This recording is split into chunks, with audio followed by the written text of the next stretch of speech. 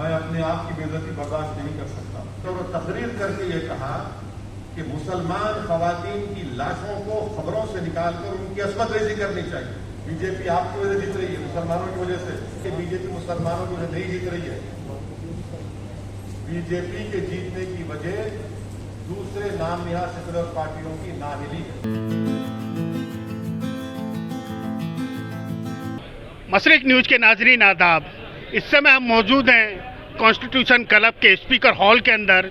यहाँ पर कलीमुल हफीज की किताब निशान राह का रस्म इजरा किया गया। इस मौके पर बैरिस्टर असदुद्दीन ओवैसी ने कहा कि जब दिल्ली के अंदर दंगा हो रहा था तो जिस पार्टी को मुस्लिम कम्युनिटी ने वोट दिया उस पार्टी के रहनुमा गांधी की मूर्ति के नीचे जाकर के बैठ गए और चुप रहे। मेरा मानना यह है कि कम्युनिज्म फिरका परस्ती नहीं बढ़ेगी इस मुल्क में, सेकुलरिज्म सही मानों में मजबूत होगा। ये जो पॉलिटिकल सेकुलरिज्म है जिसको कन्वीनियंट सेकुलरिज्म कहते हैं उसका खात्मा करना। एक झुंझुना जाती आ गया मेरे गले में, सेकुलरिज्म कहाँ का सेकुलरिज्म, कहाँ का सेकुलरिज्म, मुंह नहीं खोल रहे हैं। ये दिल्ली में इतने गंदी गंदी बातें की गई है, कौन सा सेकुलर पार्टी का लीडर मुंह खोला है? बाबरी मस्जिद का फैसला मुंह नहीं खोलते। यूएपीए का कानून पास हो रहा था तो सब सपोर्ट किए उसको, सब सपोर्ट किए। एक आदमी जेल में है, वो उसका इलाज बराबर नहीं करा, वो चाहता कि भाई अपने आबाई गांव में जाकर उसको दफनाया जाए, आप वो भी नहीं कर पाते। तो मेरे यही तो हमारा झगड़ा यही है। ये जो पॉलिटिकल और नाम निहाद सेकुलरिज्म है, कॉन्स्टिट्यूशनल सेकुलरिज्म के मुखालिफ कभी नहीं रहूं, ना कभी रहूंगा, क्योंकि वो हमारा बेसिक स्ट्रक्चर का हिस्सा है। लोग डरा डरा कर, अरे ये डर को निकालना पड़ेगा आपको। अब आप कितना डरेंगे? आपके पास है नहीं ना, आप समंदर की जिसको बोलते हैं अंग्रेजी में एबिस पे आ चुके हैं, एबिस पे। इससे तो नीचे नहीं जा सकते आप, यहां से उठना ही आपको इंशाल्लाह। अगर आप उसी पर रहने को अपने आप को समझते कि नहीं ठीक है, तो मैं नहीं मानता। मैं तो पॉलिटिकल इक्विलिब्रियम को डिस्टर्ब करूंगा इंशाअल्लाह। मैं यकीनन करूंगा पॉलिटिकल इक्विलिब्रियम डिस्टर्ब करूंगा, मैं हिलाऊंगा जरूर, और हिलाऊंगा जितना मुझसे हो सकेगा हम करेंगे। आगे अल्लाह सुब्हानहू व तआला की जात अल्लाह जानता है, कामयाबी देना अल्लाह का काम है। ना मैं अल्लाह की जात से कभी मायूस हूं, ना मैं कभी अल्लाह की रस्सी को छोड़ूंगा। और जद्दोजहद करना मेरा काम है, जद्दोजहद करना, रास्ते खोलना, कामयाबी देना तो अल्लाह का काम है। 5 साल पहले बिहार में कामयाबी नहीं मिली, 5 साल पहले बिहार में कामयाबी नहीं मिली। एक साहबी ने 5 साल पहले आकर कहा था कि आप हारेंगे, मैंने कहा हारूंगा जरूर, मगर आइंदा जीतूंगा इंशाअल्लाह। और हम जीते, अल्लाह ने जिताया हमको। बंगाल ने कहा कि नहीं जीतेंगे, मैंने कहा बिल्कुल नहीं जीतेंगे, मगर आइंदा जीतेंगे इंशाअल्लाह। जितना काम है हम कोशिश करेंगे, मेहनत करेंगे। मजलिस की सियासी जमात है और इसमें सबसे बड़ी चीज क्या है कि हमको अपने मसलक से वाबस्ता रहकर अपनी सियासी ताकत को बनाना। ना हम किसी मसलक के खिलाफ हैं, ना रहेंगे कभी इंशाअल्लाह, क्योंकि ये भी एक डाइवर्सिटी, उसको मानना पड़ेगा। इसीलिए मैंने पार्लियामेंट में 2010 में खड़े होकर कहा था कि आर्टिकल 341 में 1950 प्रेसिडेंशियल ऑर्डर में मुसलमानों को, क्रिश्चियनों को शामिल होना चाहिए। बहुत लोग एतराज किए, मैंने कहा ये रियलिटी है, ये रियलिटी है। पसमानदा मुसलमान है, मुसलमानों में इसमें कोई डिनाई नहीं कर सकता। सच्चर कम्युनिटी ने उस बात को कहा है। ये 2015 में मैंने ये बात की, अब जो गवर्नर है कर्नाटका के वो बड़े नाराज हुए, जो मिनिस्टर थे, बोले क्या बात कर रहे हैं आप? मैंने बिल्कुल ये राइट टू इक्वालिटी के खिलाफ है भारत के संविधान के। तो इन चीजों को उठाना है, बोलना है और इसको हासिल करना। अब रहा सवाल सेकुलरिज्म का, वो शिवसेना जो कहती है कि मुसलमानों को उनके राइट से महरूम कर दिया जाना चाहिए, आज कांग्रेस पार्टी एनसीपी उसके साथ बैठकर निकाह कर चुकी है, इख्तिदार का हिस्सा बन चुकी है और हम पर उंगली उठाते हैं। कौन सा सेकुलरिज्म बताइए आपको? ये पॉलिटिकल सेकुलरिज्म है। शिवसेना के साथ है, नहीं मजलिस बी टीम है। भाई कौन सी बी टीम है, कहां की बी टीम है? तो ये चीजों को आप जैसे नौजवानों को समझने की जरूरत है। और अगर बीजेपी जीत रही है, किसकी वजह से जीत रही है? बीजेपी आपकी वजह से जीत रही है, मुसलमानों की वजह से। ये आपको समझ नहीं। मेरा मानना है कि बीजेपी मुसलमानों को नहीं जीत रही है। बीजेपी के जीतने की वजह दूसरे नाम नहा सेकुलर पार्टियों की नाहिली है। मैं अपने आप की बेइज्जती बर्दाश्त नहीं कर सकता। भारत के संविधान में right to dignity fundamental right है और मैं डिग्निटी के साथ रहूंगा इंशाअल्लाह ताला और डिग्निटी के साथ मरूंगा। ये हरगिज नहीं हो सकता कि तुम मुझे थप्पड़ मार और बैठे बेटा दूसरा गा ले। नहीं, अगर थप्पड़ मारेंगे तो सेल्फ डिफेंस का राइट मुझे भी। आप थप्पड़ नहीं मार सकते। क्यों मारेंगे थप्पड़ मुझे?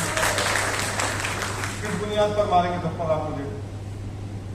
और अगर कोई नहीं, सुनिए मेरी बात नहीं, थप्पड़ अगर कोई मारता है तो क्यों मारता है? मालूम थप्पड़ आपको?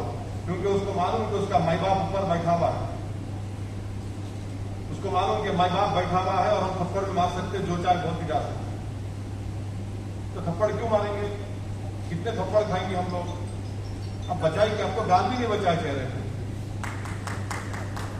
कोई बोलता है पीठ पे खंजर मारेंगे। भाई पीठ पे कितने कितने निशान है पीठ पे के हर जगह पर जख्म नजर आता है। ये बात बिल्कुल सही है। अगर कोई कह रहा है दिल्ली में तो शर्म से डूब मरने की जरूरत है इस सरकार को कि जो खुलेआम धमकी देता है। अब वो कहां गए वो लोग जो बोल रहे थे मुसलमान हिंदू का डीएनए है? ये डीएनए है जो कह रहे थे कि आगे बढ़ो, डरने की जरूरत नहीं है। अभी तक उन पर एक्शन नहीं लिया गया है। तो यही तो कम्युनिज्म है। बल्कि कम्युनिज्म नहीं बल्कि ये फैशिज्म है। ये फैशिज्म एट इट्स पीक है ये। और इसको हमको समझने की जरूरत है। और मेरे अंदर गुस्सा नहीं है। मैं नाइंसाफी की बात कर रहा हूं, गुस्से में नहीं कर रहा हूं। मैं नाइंसाफी की बात कर रहा हूं, अपने राइट्स को हासिल करने की बात कर रहा हूं। इंसान अगर गुस्से में आ जाता है तो अपने मंजिल मकसूद को नहीं पा सकता। वो गिर के गुस्सा खत्म हुआ तो बैठ जाता है। मैं जिम्मेदारी के साथ ये बात तो कह रहा हूं कि हमको हमारे मकासद को हासिल करना है।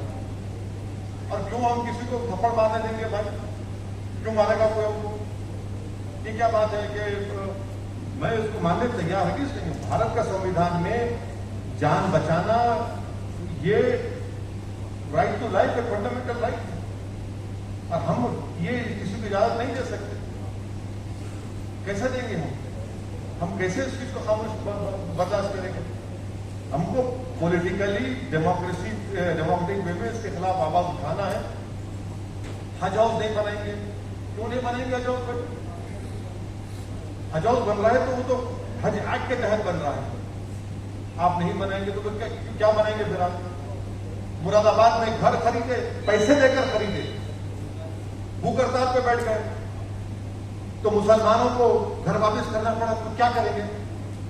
ये सेकुलरिज्म है। ये कोई वहां पर आवाज नहीं उठा रहा है। मुरादाबाद में 2 घर आप अपने पैसों से खरीदे घरों, भूख हड़ताल बैठ गए और आप हम डर कर बोले नहीं नहीं नहीं चल ले लीजिए आप। ये क्या बात है? शादी नहीं करना। आपको याद दिला रहा हूं, मैं पॉलिटिक्स का स्टूडेंट हूं। जो हिटलर ने यहूदियों के खिलाफ जो न्यूरमबर्ग कानून बनाया था कि यहूदियों से शादी नहीं कर सकते, वो इसलिए किया था कि यहूदियों को क्रिमिनलाइज किया जाए। तो न्यूरमबर्ग के जो कानून है हिटलर ने बनाया था कि वो कानून के यहूदियों से शादी मत करो, तो वही चालाक यहां पर कर रहे हैं कि क्रिमिनलाइज कर दो मुसलमानों को। यही इनका मकसद है। न्यूरमबर्ग में यही तो किया था हिटलर ने और वही रिपीट हो रही है आज। दूसरा सवाल ये है कि आपने यूपी में कहा कि मैं योगी को हराऊंगा। क्या बुनियाद होगी मजलिस की जिसकी बुनियाद पर वो योगी को वहां पे शिकस्त देगी मजलिस? नहीं हरा सकते। नहीं, बुनियाद क्या हो? नहीं आप हरा सकते हैं, लेकिन हम जानना चाहते हैं बुनियाद है जिसकी बुनियाद पर आप शिकस्त देंगे। अरे आप सुनको लीजिए ना, आप बहस मत करिए। नहीं, आप सवाल करिए, मैं बोल रहा हूँ। हरा सकते नहीं हरा सकते? नहीं, हमारा क्वेश्चन ये है कि हम हरा सकते हैं। मेरा बोलना यही है कि हम अपने जहनों से इस बात को निकाल दें कि हम नहीं हरा सकते हैं। हम हरा सकते हैं। ये हमारा प्रॉब्लम है। अरे कैसा करेंगे? अरे क्यों नहीं करेंगे भाई? अगर वो राजी कुल फयकुल फरमा दे तो हर चीज खत्म हो जाएगी ना, या शुरू होगी। तो तवक्कल करना है, अल्लाह की जात पर अटूट भरोसा करना है और हिम्मत को बुलंद रख के बोलना है, हराएंगे हम और इंशाल्लाह हराएंगे, उसको कोई बुरी बात नहीं है। मगर उसको हर चीज तो नहीं, कैसा हराएंगे, क्यों होगा, चुनाचे होगा, अरे भाई कोशिश तो करना है और हमारे इरादे बुलंद है, कोशिश करेंगे। हम एक अलायंस का हिस्सा है, हम पार्टी हमारी कोशिश कर रही है और जरूरत पड़ी तो हम हर एक से दूसरों से अलायंस करने भी तैयार हैं, मगर दूसरे अलायंस करेंगे नहीं करेंगे मुझे नहीं मालूम, क्योंकि जो पार्टी हम पर उंगलियां उठा रही है उस पार्टी में एक ऐसा शख्स है जिसने योगी आदित्यनाथ डाइस पर बैठे हुए थे और तकरीर करके ये कहा कि मुसलमान खवातीन की लाशों को खबरों से निकालकर उनकी अस्मत रेजी करनी चाहिए और वो शख्स उस पार्टी में शामिल हो चुका है। ये है, अगर हम कोशिश करेंगे इंशाल्लाह आप भी अपने कलम से ताउन करिए और काम आसान हो जाएगा। अभी तक के लिए बस इतना ही। ताज़ा अपडेट के लिए जुड़े रहिए मशरिक न्यूज़ के साथ।